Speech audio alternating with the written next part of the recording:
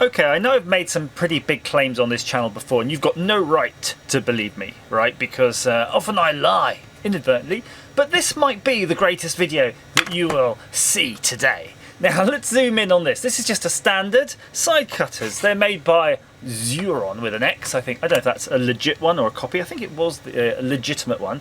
And you can see they're quite nice there, and you can snip things nicely. And if I get a diode and I just do a thing, it will go ping, nice clean snap, and away it goes.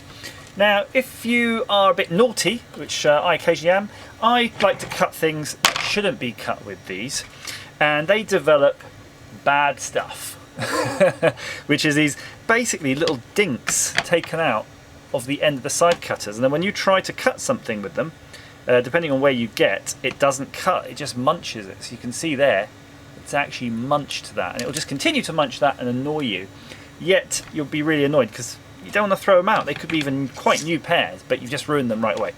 Now, it will surprise you to know that these Xuron were such a pair. I actually did buy these new, and I really love them. They were quite good, and then I just mullered them instantly, doing a naughty. But you can see now, no problem, they're cutting really well. So yes, you can restore these, and I was not aware you could. I wish I was, because I've got loads of these over the years.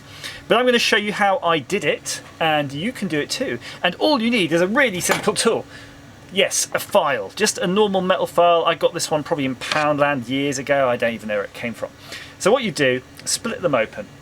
And there's a couple of angles you need to really be aware of when you do this. So the first one is this flat plane here.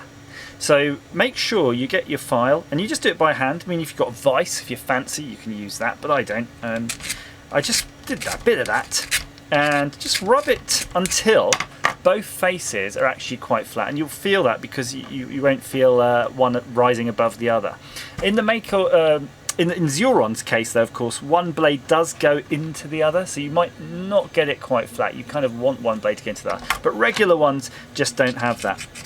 So just keep filing and filing and filing until that's nice and flat and shiny, and then turn your attention to the inside. So hold it open like this, right? So you've got one blade floppy and one firmly, and that's the one you're going to work on with the file. Now bear in mind that angle, there's a little angle in there. Just run the blade exactly perpendicular, well, I say perpendicular, parallel probably, parallel to that, which would be just like so.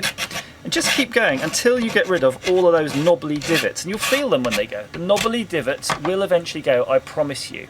Then repeat that on the other side, and then hopefully they will close in the middle. And what you might find is that they're just kind of a little bit not quite closing in the middle, a little bit of an air gap, just like that there. And that means you've got two things. Either you can work on them a little bit more, or you squeeze them a bit harder and they'll shut up.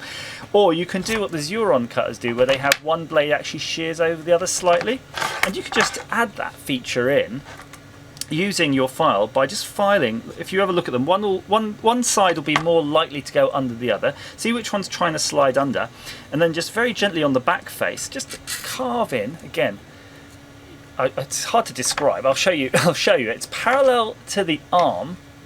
See, parallel to the arm, but just slightly at an angle. You'll see you're just really trying to just take off a tiny edge like that, and that will allow it to slide underneath the other one. So let me work on this one, and I'll show you everything done. That's the easiest way.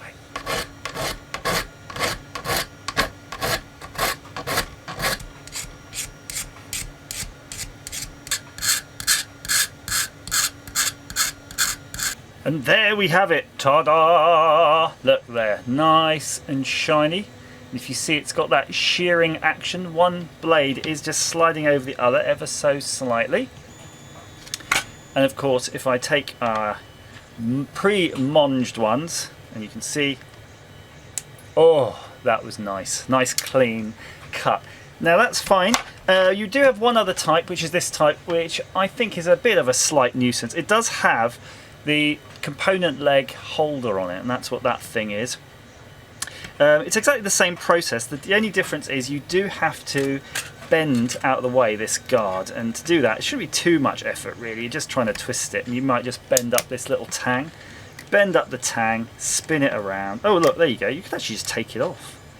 I didn't even know you could take it off. Let's try that, shall we? Let's just go for taking it off entirely. It is quite a handy feature if you've got them. I mean, it's not something you want to throw away. It does make me wonder though if you could use them on other ones. Possibly. But yeah, exactly the same process then, and just pop that thing back on. Hid it with your files, and I have now saved you hundreds of pounds in a lifetime. Thanks for watching.